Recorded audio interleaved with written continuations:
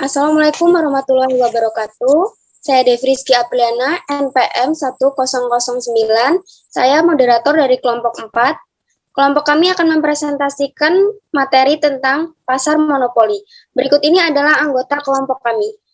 Ayunita Sari, NPM 1061, Eka Nur Yunita, NPM 1147, Diki Dwi Jayanti, NPM 1021, Reza Aldi Wijaya, NPM 1045, Nifka Juli Revita, NPM 1018, Endang Ratnasari, NPM 1011, Nining Setiawati, NPM 1160, Arif Budiman, NPM 1039, Kelvinda Pratama, NPM 1156, Anglian Abi Prasetyo, NPM 1001, Nur Septuan, NPM 1050, Husnul Khotimah, NPM 1012, Herawati Puspitasari, NPM 1019,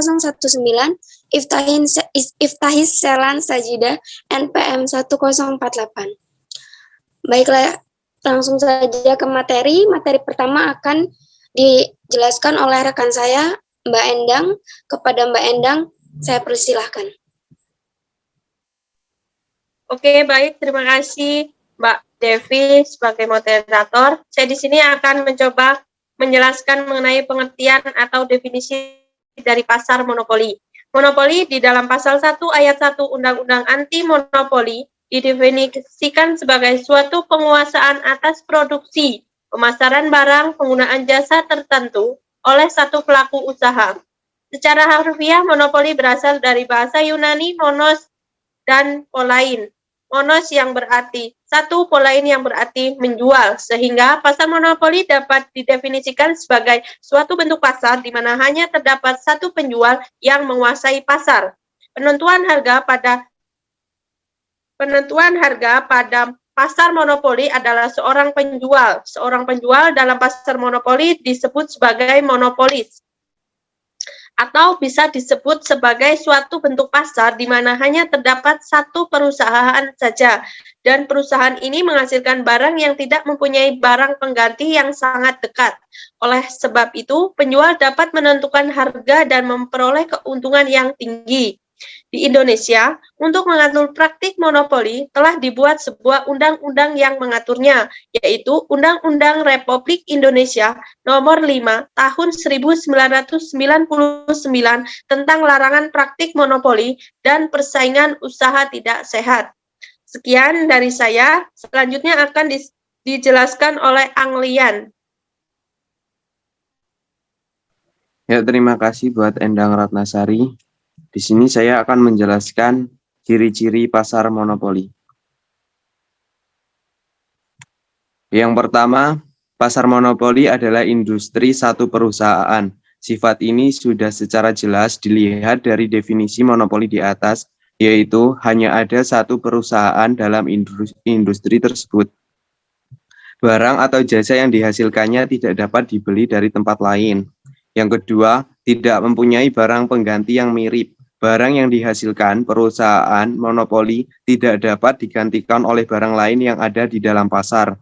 Barang tersebut merupakan satu-satunya jenis barang yang tidak terdapat barang mirip atau close substitute yang dapat menggantikan barang tersebut. Yang ketiga, tidak terdapat kemungkinan untuk masuk ke dalam industri. Sifat ini merupakan sebab utama yang menimbulkan perusahaan mempunyai kekuasaan memonopoli. Adanya hambatan kemasukan yang sangat tangguh menghadirkan berlakunya keadaan yang seperti itu.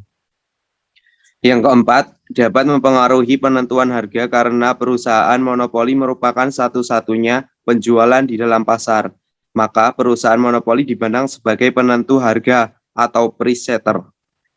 Dengan mengadakan pengendalian ke atas, produksi dan jumlah barang yang ditawarkan perusahaan monopoli dapat menentukan harga pada tingkat yang dikehendakinya. Yang kelima, promosi iklan kurang diperlukan karena perusahaan monopoli adalah satu-satunya perusahaan di dalam industri.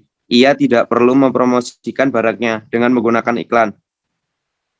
Baik, terima kasih. Langsung saja ke materi yang berikutnya, yaitu Nifka.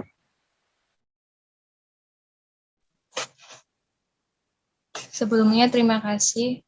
Jadi saya akan menjelaskan tentang faktor-faktor timbulnya monopoli. Yang pertama, adanya penguasa bahan mentah sumber daya tertentu. Satu jenis produk tertentu mungkin hanya dapat dihasilkan dengan menggunakan faktor produksi tertentu. Misalnya, satu perusahaan yang memiliki tanah atau hutan yang menghasilkan jenis kayu tertentu, maka perusahaan tersebut mempunyai kedudukan monopoli untuk produksi kayu ukir. Yang kedua, adanya penguasaan teknik produksi tertentu atau memiliki keunggulan teknologi. Satu produsen yang memiliki teknik atau keunggulan teknologi jauh di atas calon pesaingnya untuk satu periode tertentu dapat mempunyai kedudukan monopoli.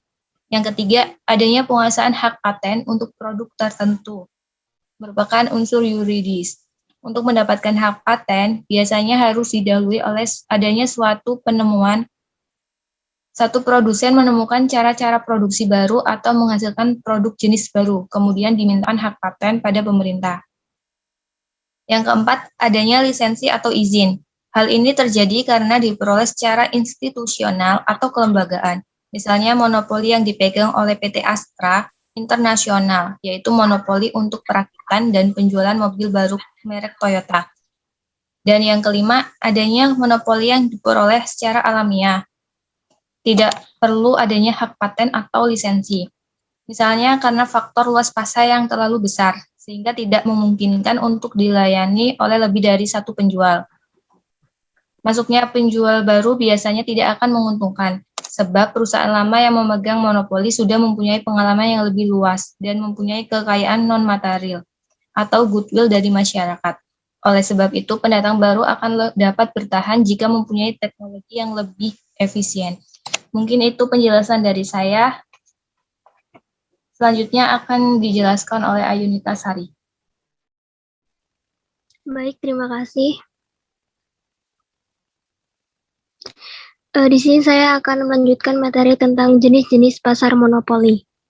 Nah, jenis-jenis pasar monopoli itu ada 7. Yang pertama, pasar persaingan monopoli berdasarkan hukum yang berlaku, yaitu sebuah bentuk monopoli market yang dibentuk oleh negara untuk cabang-cabang produksi penting tertentu bagi negara serta dapat menguasai sebuah hajat hidup orang banyak. Yang kedua, ada pasar persaingan monopoli berdasarkan sifat alamiah. Nah, pasar persaingan jenis ini merupakan monopoli market yang lahir serta mengalami perkembangan secara natural atau alami karena didukung sebuah iklim dan lingkungan hidup tertentu. Kemudian yang ketiga, pasar persaingan monopoli berdasarkan lisensi. Monopoli market jenis ini adalah sudah mendapatkan izin atas penggunaan hak kekayaan intelektual secara resmi. Contohnya itu ada hak cipta, hak paten, dan hak merek. Kemudian yang keempat, ada pasar persaingan monopoli berdasarkan efisiensi kerja. Jenis ini merupakan sebuah wujud monopoli market yang dinilai berdasarkan kemampuan suatu perusahaan dalam hal melakukan produksi barang atau jasa yang memiliki kualitas serta dibutuhkan oleh masyarakat guna dapat membuat perusahaan tersebut menjadi produsen tunggal yang menguasai suatu pangsa pasar. Kemudian yang kelima, ada pasar persaingan monopoli berdasarkan bahan baku. Pasar jenis ini merupakan bentuk monopoli market yang mana penguasaan suatu bahan baku oleh suatu perusahaan tertentu. Dalam hal ini, bahan baku tersebut akan menjadi bahan baku utama atau menjadi begitu susah ditemukan oleh perusahaan lain yang tidak menguasai bahan baku tersebut. Kemudian yang keenam, ada pasar persaingan monopoli berdasarkan penguasaan teknologi serta tenaga ahli. Pasar jenis ini merupakan suatu perusahaan yang berhasil menguasai bentuk teknologi serta tenaga ahli pada bidang tertentu yang ada.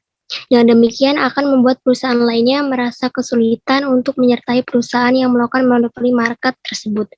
Kemudian yang ketujuh, ada pasar persaingan monopoli berdasarkan sudut pandang masyarakat. Nah, pasar monopoli jenis ini berdasarkan sudut pandang masyarakat luas, disinyalir sebagai suatu bentuk pasar persaingan monopoli yang menguasai seluruh kepercayaan masyarakat luas. Mungkin itu saja, selanjutnya akan disampaikan oleh Nining Setiawati. Baik, terima kasih kepada Ayunita. Di sini saya akan menjelaskan struktur. Pasar persaingan monopoli juga terdiri atas beberapa struktur yang menyusunnya. Adapun struktur pasar monopoli diantaranya sebagai berikut. Produsen atau perusahaan monopoli memiliki suatu sumber daya tertentu yang tidak dimiliki oleh kompetitor lain. 2. Produsen atau perusahaan monopoli umumnya menikmati skala ekonomi bahkan hingga ke tingkat produksi yang begitu tinggi. 3. Monopoli senantiasa berkembang melalui undang-undang, yakni pemerintahan yang selaku pemberi hak monopoli bagi perusahaan yang bersangkutan tersebut. 4. Terdapat keseimbangan jangka pendek dari sisi perusahaan monopoli tersebut. Jadi perusahaan atau produsen monopoli senantiasa harus menyeimbangkan MR dengan MC agar mencapai laba maksimum. 5. Terdapat keseimbangan jangka panjang dari sisi produsen atau perusahaan monopoli. Hal ini berlaku apabila selama jangka pendek perusahaan atau produsen telah mendapat laba maksimum. 6. Perusahaan atau produsen monopoli dapat memaksimalkan profit dengan melakukan beberapa hal sebagai berikut. Diskriminasi harga atau menjual produk serupa dengan harga berupa pada pasar yang berbeda pula. Menjual produk yang identik dan harga yang sama dari pabrik yang berbeda-beda. Perusahaan atau produsen monopoli bisa menggunakan input yang serupa dengan output yang berbeda. Pemerintah turut serta dalam perkembangan pasar persaingan monopoli. Sekian materi yang saya jelaskan. Materi selanjutnya dibacakan oleh Eka. Baik, terima kasih. Di sini saya akan melanjutkan materi tentang konsep pasar monopoli. Monopoli sendiri timbul akibat adanya praktek monopoli, yaitu pemusatan kekuatan ekonomi oleh satu pelaku usaha atau penjual yang mengakibatkan dikuasainya produksi atau pemasaran atas barang dan jasa tertentu, sehingga menimbulkan persaingan usaha tidak sehat dan dapat merugikan kepentingan umum. Walau di pasar monopoli penjual tidak memiliki saingan, belum tentu ia dapat memperoleh keuntungan yang besar. Hal ini mungkin saja terjadi sehingga kurva permintaan yang ada di monopoli sama dengan kurva permintaan pasar, di mana pada kurva permintaan pasar, kurva penerimaan rata-rata dan kurva penerimaan marginal dapat ditentukan. Bagi perusahaan monopolis, kurva penerimaan rata-rata dan kurva penerimaan marginal dapat ditentukan. Bagi perusahaan monopolis juga dari harga penjual harus dengan tujuan barangnya dapat terjual. Pada saat sekarang, perusahaan yang 100% bersifat monopoli jarang ditemui. Mungkin hanya di beberapa komoditi jasa seperti telepon, gas, air, dan listrik yang benar-benar dikuasai oleh penjual tunggal, seperti di Indonesia dipegang oleh perusahaan pemerintah. Tetapi mereka pun harus menghadapi persaingan dari industri lain, dan untuk jangka panjang tidak ada perusahaan yang benar-benar bebas dari serangan pesaing. Artinya, kemungkinan pasar monopoli tidak akan ada lagi. Sekian materi dari saya, selanjutnya akan dijelaskan oleh Reza.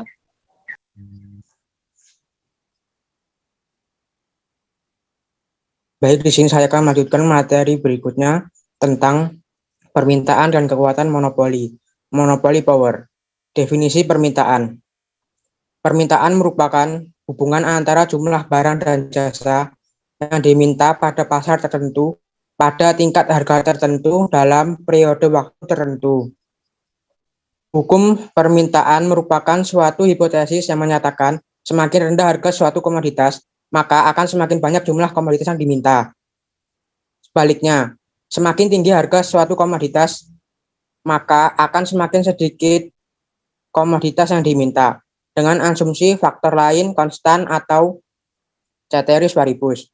Fungsi permintaan sendiri diartikan sebagai fungsi yang menjelaskan hubungan jumlah komoditas yang diminta konsumen dengan harga komoditas itu sendiri. Baik, untuk materi selanjutnya akan dilanjutkan oleh Calvinda. Baik, materi selanjutnya adalah penawaran monopoli. Penawaran dapat didefinisikan banyaknya barang yang ditawarkan oleh penjual pada suatu pasar tertentu.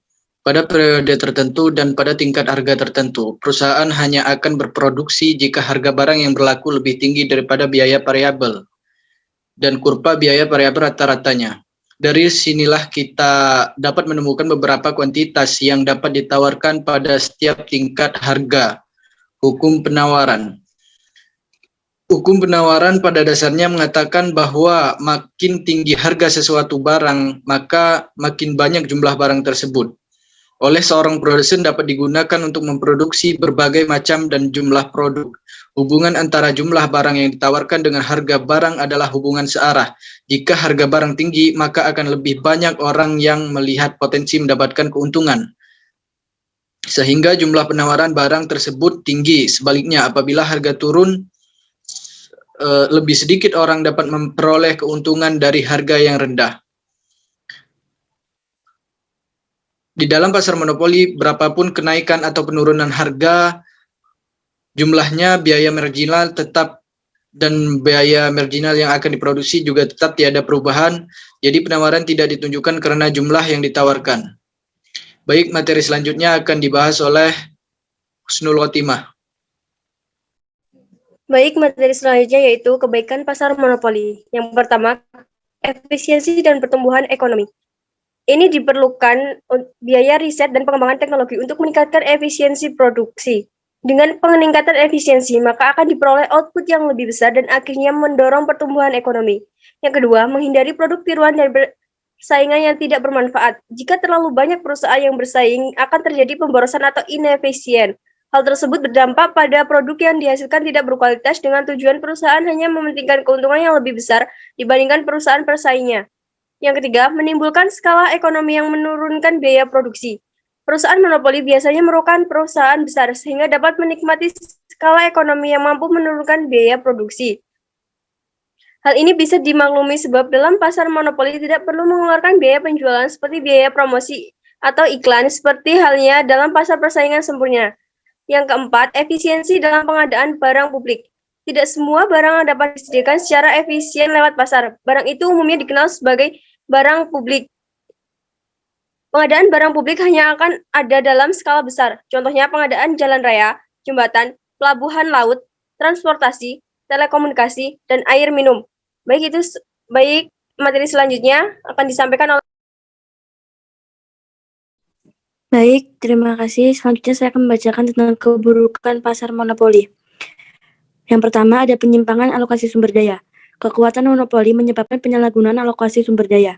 Perusahaan monopoli dengan sengaja membatasi tingkat output-nya untuk memaksimalkan laba.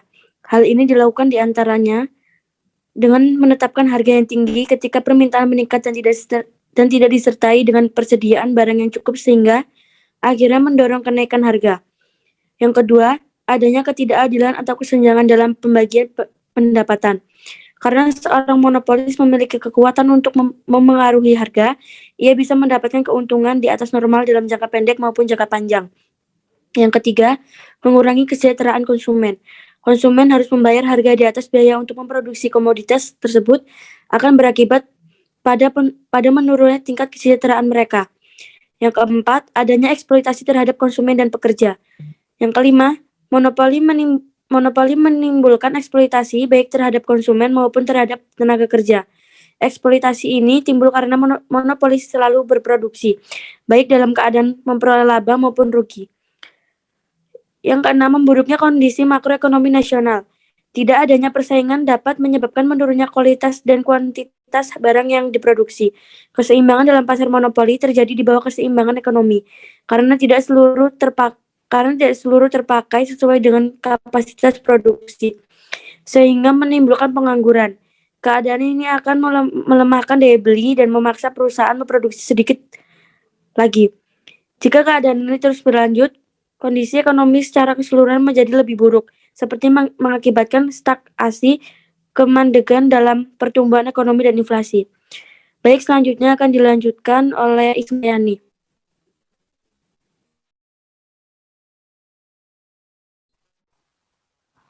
Baik, yang selanjutnya, contoh pasar monopoli. Adapun contoh pasar monopoli di Indonesia diantaranya yaitu yang pertama, pasar pesaing monopoli murni atau pure monopoly market. Pasar pesaing monopoli murni adalah jenis pasar pesaing monopoli yang cukup ekstrim. Adapun contoh pasar monopolistik atau pasar pesaing monopoli dengan sifat murni ini, diantaranya yaitu perusahaan listrik negara atau PLN, PT, Kereta Api Indonesia, dan perusahaan air minum. Yang kedua yaitu pasar persaingan mendekati monopoli atau near monopoly market. Pasar pesaing ini merupakan sebuah pasar yang mana di dalamnya terdapat hanya satu pengusaha atau satu produsen saja. Seperti contoh penjual sayur yang menjalankan dagangannya dari satu kawasan ke kawasan lainnya. Sekian penjelasan dari saya. Materi selanjutnya akan dijelaskan oleh Nur Septuan. Baik, terima kasih. Selanjutnya ada ekonomi dalam perspektif Islam. Jadi monopoli dalam perspektif Islam secara terminologis merupakan menahan atau menimbun barang dengan sengaja, terutama pada saat terjadi kelangkaan barang dengan tujuan untuk menaikkan harga di kemudian hari. Praktik monopoli tersebut akan menyebabkan 23 mekanisme pasar terganggu di mana penjual akan mendapatkan keuntungan lebih besar dan konsumen mengalami kerugian. Pada tingkat produksi yang sangat tinggi, harga secara otomatis akan semakin rendah, sehingga perusahaan-perusahaan baru tidak sanggup bersaing dengan perusahaan yang terlebih dahulu berkembang. Keadaan ini menyebabkan terbentuknya pasar monopoli. Selanjutnya akan dibacakan oleh Mas Arief Budiman.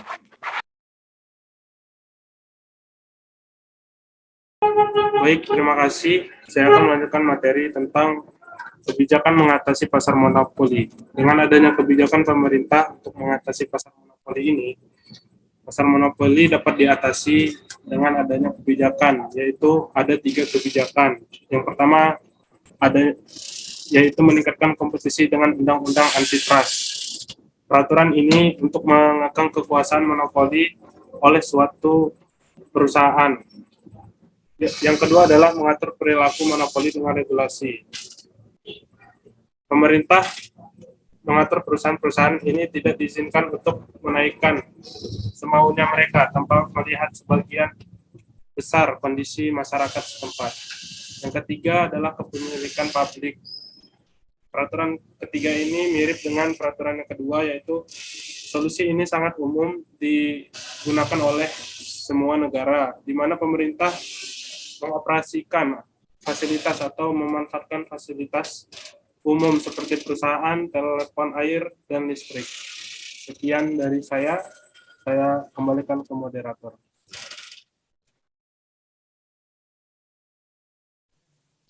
Baik, di sini saya akan menyampaikan kesimpulan dari materi kelompok kami. Pasar monopoli adalah kumpulan jumlah pembeli dan penjual yang mempunyai karakteristik-karakteristik tertentu. Di dalam pasar tersebut hanya terdapat satu penjual dari satu produk atau barang atau jasa yang tidak mempunyai alternatif produk pengganti atau substitusi.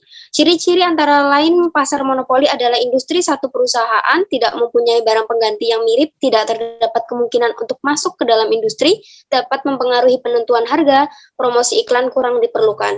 Adapun faktor-faktor timbulnya monopoli yaitu yang pertama adalah adanya penguasa bahan mentah atau sumber daya tertentu, adanya penguasaan teknik produksi tertentu atau memiliki keunggulan teknologi, adanya penguasaan hak paten atau produk tertentu merupakan unsur yuridis, adanya lisensi atau izin, adanya monopoli yang diperoleh secara alamiah, tidak perlu adanya hak paten atau lisensi. Dari ciri-ciri dan faktor-faktor tersebut dapat disimpulkan bahwa monopoli cenderung dapat membentuk distribusi pendapatan dalam masyarakat. Baik, sekian presentasi dari kelompok kami. Apabila ada kesalahan, kami mohon maaf. Kami akhiri. Wassalamualaikum warahmatullahi wabarakatuh. Waalaikumsalam warahmatullahi wabarakatuh. Waalaikumsalam.